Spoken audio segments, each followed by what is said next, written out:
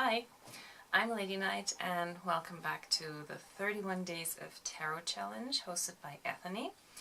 And today, once again, I'm going to answer a few questions in one video. And I will leave timestamps in the description box below so you can fast forward to a specific question if you like, or you can watch the whole video. We will start with question 17. My favorite way to tarot journal. And yeah, I don't really journal in the typical sense. Like I have this notebook that I just started in December. And in here I have, for example, the prompts from the 31 Days of Tarot Challenge. It's been a long day. I also have, like, for example, from the tarot activity book, the activities in here that I do, and I write them down. Some of them I have already finished, others I'm still working on. I wrote down also the prompts from 2018 from the Tarot Challenge, because some of those questions are actually quite interesting and I may answer them in future videos. I also have like maybe a few spreads in here that I see somewhere. I don't know if I'm going to use them. I have some hashtag YouTube videos in here, and yeah, so that's something that I'm working with, but I don't have like a tarot journal where I do like a daily draw, for example. I don't really do that, but this week I got this book. It's The Simple Tarot. It's by Angie Green, and it's a journal. She has a deck with the same name, and I was looking specifically for a workbook where I could write into, and this one is great because it's not Rider-Waite-Smith based, because as you can see here,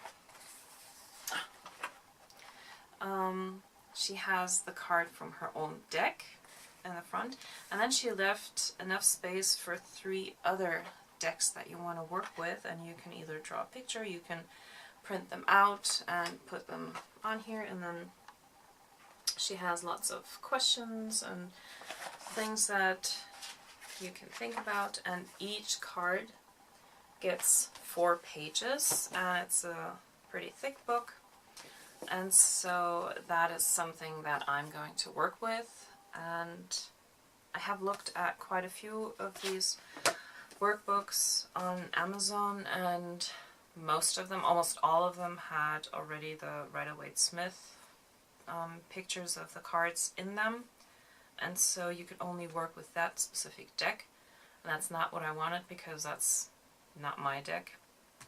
And so that's why I'm really grateful for this book. Especially, this is also something for beginners if you want to make your own guidebook, so to say, or if you really want to dive into a deck. There are a lot of great questions in here to think about and to use that to get to know the cards. Okay, and I also keep a notebook where I write down the readings that I do for others. I haven't done that in the very beginning, and that's something that I really regret, but I do tend to do that nowadays, and I think I started with that in like 2002, 2003, and ever since then I have been writing down the readings for them to like later come back and ask me, hey, you remember that reading that we did? You know, can we go back to that and see what actually happened? And also for me as a kind of like my own feedback, if that's like people that I know that I read for, and I know what happens in their life, like friends or family, then I can look at the reading a little bit later and see, okay, was it accurate or not? Or how did it play out, and how could I have interpreted the cards in a different way to get to the point that, like, what really happened? So yeah. The next question. What cards relate to you personally, not just astrological associations or court cards? What card is you, and is it a specific deck? I am going to use my Lo Scarabeo cards, and I have picked out a few. For example, the Fool. That's a card that I relate to because I do have a tendency to, you know, be really optimistic and sometimes even a little bit naive walking into a new situation or meeting new people. And I just want to think the best of everyone, and I want to give everyone a fair chance. Sometimes that bites me in the butt. Sometimes it works out, but I don't want to go into a situation already with a bad mindset. So that's my, like, the innocence of the Fool.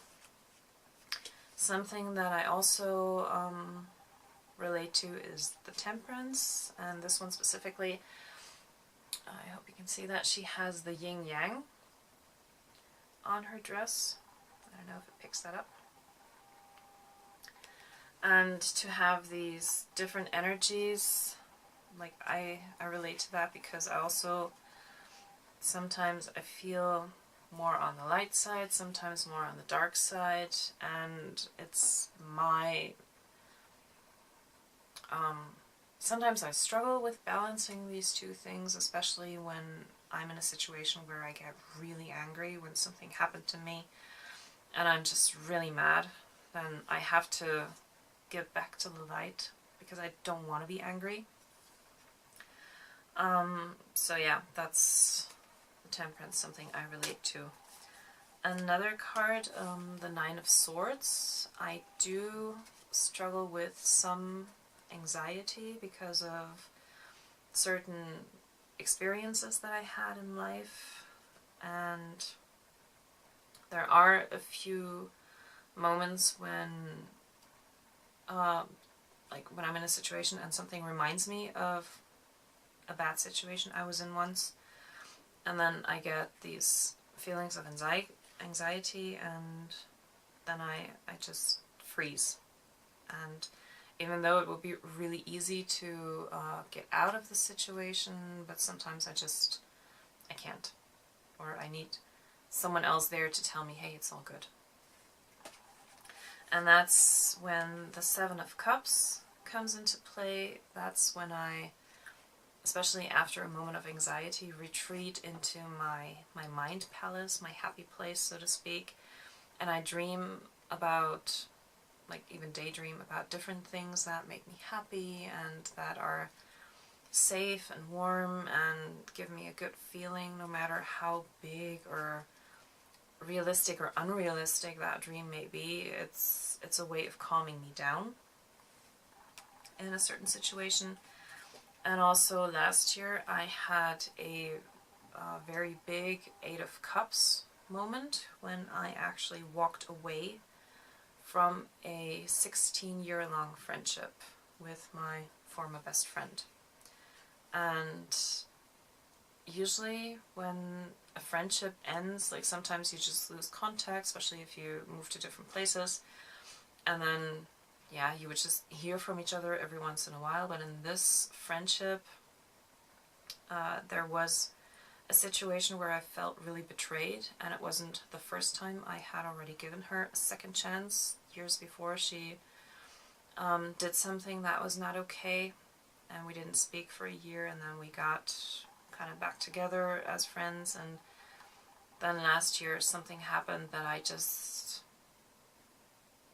well, it wasn't what you would do with a best friend. And so for the very first time I actually really ended a friendship, like really breaking up. And that was a big moment for me. And one card I have that I wish I was like is the Queen of Swords. There are some moments where I really wish I would have the Queen of Swords energy inside of me and I could just, you know, let it out on demand. Especially at work sometimes when there are situations where you feel, like in hindsight, I wish I would have said this or that. And so, yeah, that's the Queen of Swords I'm still looking for. So that was that question. Number 19. If you're shipwrecked on a desert island, what 5 tarot or oracle decks would you want to have with you and why? Well, I don't really want to be shipwrecked, and if I was shipwrecked on an island where it was just me, I don't think I would even need cards, because it would be about basic survival, like finding shelter, finding food, that sort of thing. And so I don't really see why I would need cards on an island, only to maybe pass the time. But then I would also have to take really good care of them because of the elements like the heat, the water, rain, whatever, you know, animals. And all of that doesn't really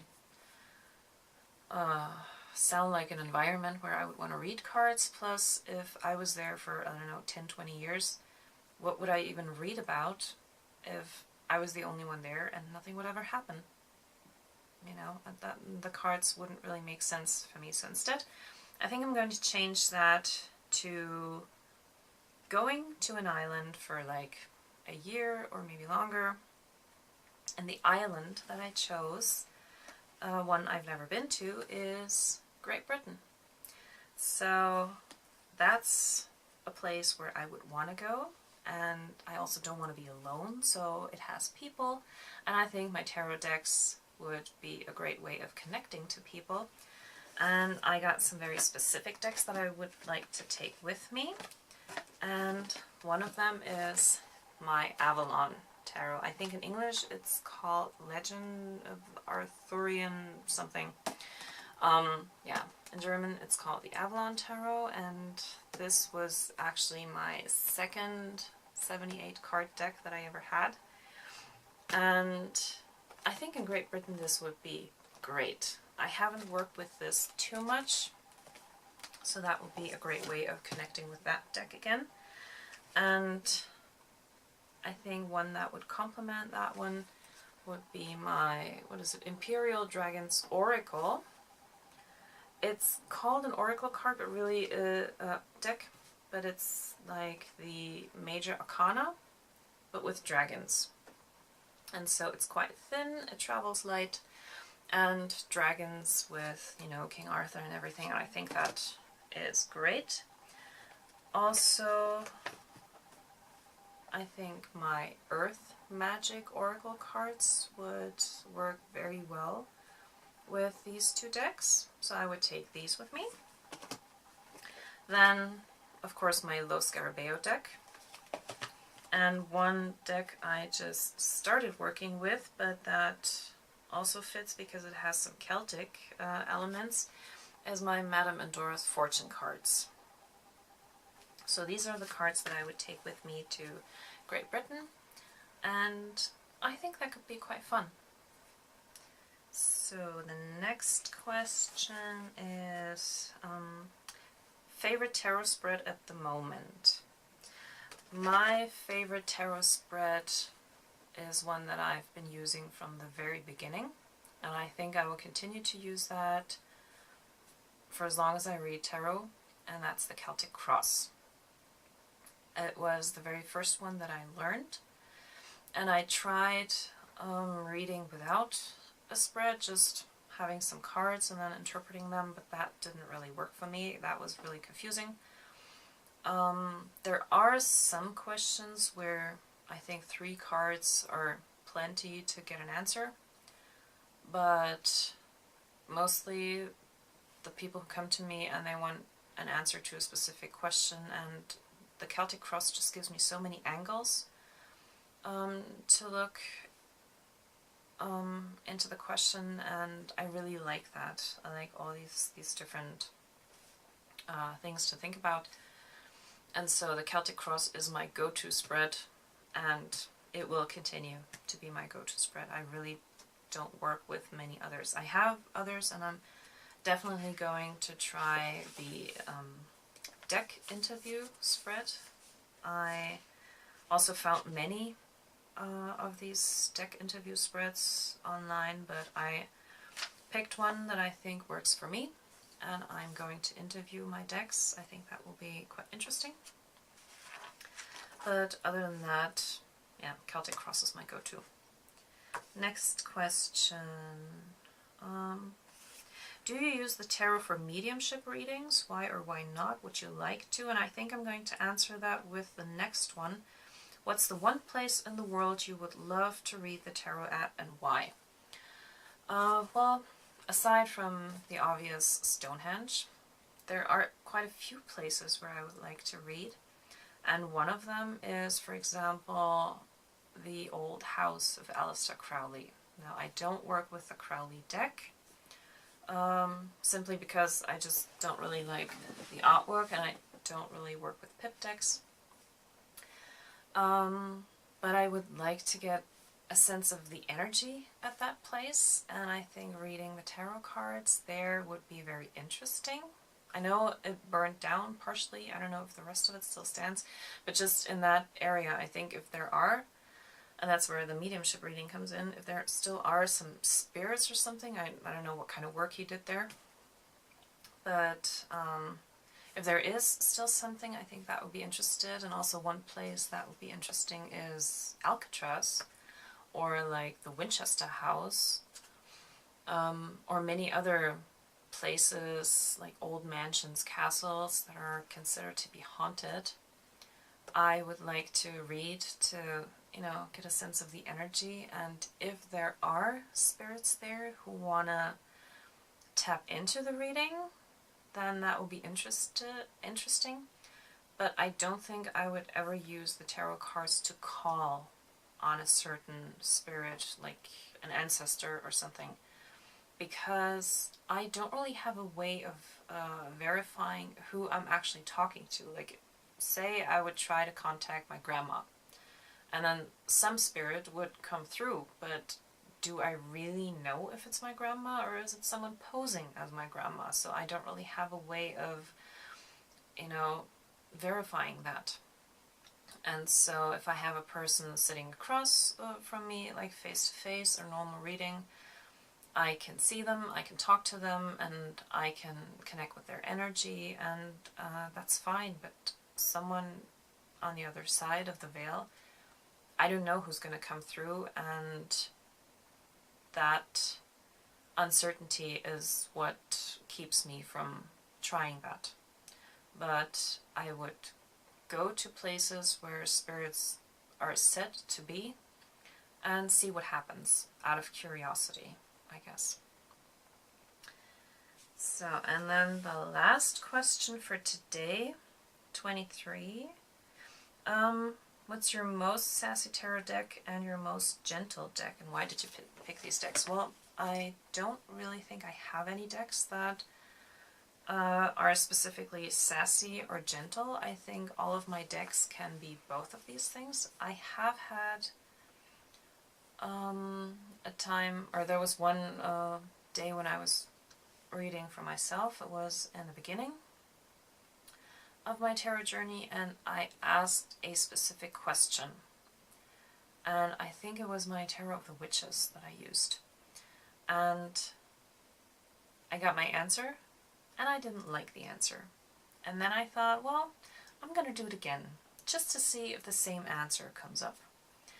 And then I did get some other cards, but the message pretty much stayed the same. And then I wanted to test my deck and see what would happen if I did it a third time. And then my cards were all over the place, nothing makes sense, and I could really hear this voice in my head being like, girl, you got your answer. Stop. You know, I could feel some sassy behavior from my cards in that moment. And I think all of my decks have that tendency. Like, if I push them too much, I know they're just tools, but in the moment when I'm using them, I like to think of them as some sort of spirit or something that I'm working with. And so I do think that they can have in that moment some kind of a soul, maybe. I don't know. I don't really know how to describe it. But yeah, so they can get sassy, especially if I don't listen to them and if they feel like, okay, why should we give you an answer if you don't want to listen, if you keep asking the same question over and over again? You know, we already answered. Deal with it. And gentle decks, I think all of my decks can be gentle at the same time, just as much as they can be sassy. And I think that's really up to me how I read the message and how I translate it for someone that I'm reading for. And it doesn't really matter what deck I use. I'm the one who says the things out loud. The cards don't. And I mean, I can use certain decks with certain images for certain people. Like if I know someone was kind of like easy to scare, I would not use a very dark deck. I would use maybe like my Ethereal Visions. That's very light and airy. But for others, I may use, like my Los Scarabeo with these Bloody 9 Swords, if I knew the person could handle it. If they're very, like, well, not afraid of these kind of images. And so, yeah, I think the gentle or sassy comes from me as the reader. Yeah. So, yes, I think that's it for this week. And thank you for watching, and I hope to see you next time.